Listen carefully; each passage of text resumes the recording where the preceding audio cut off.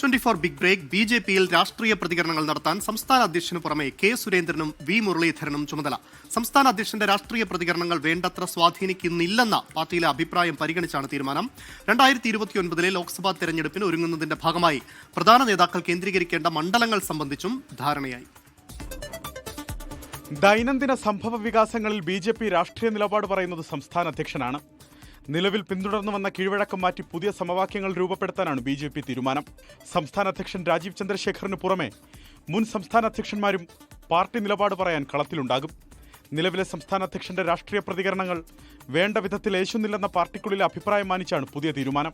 സംസ്ഥാന അധ്യക്ഷൻ രാജീവ് ചന്ദ്രശേഖറും മുൻ സംസ്ഥാന അധ്യക്ഷന്മാരും ദിവസേന കൂടിയാലോചന നടത്തിയതിനു ശേഷമായിരിക്കും രാഷ്ട്രീയ പ്രതികരണങ്ങൾ രൂപപ്പെടുത്തുക.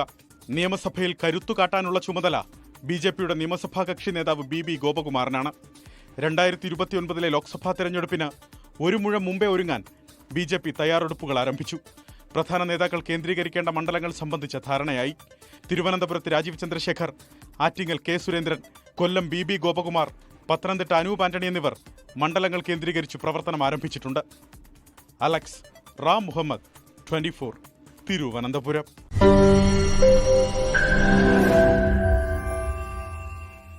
ലോകത്തെവിടെയായാലും ഏത് സമയത്തും 24 വാർത്തകളും ഓഗ്മെന്റഡ് റിയാലിറ്റി പാക്കേജുകളും എക്സ്പ്ലെയിനറുകളും വിശദമായി കാണാൻ ഞങ്ങളുടെ യൂട്യൂബ് ചാനൽ നിങ്ങൾക്ക് സബ്സ്ക്രൈബ് ചെയ്യാം.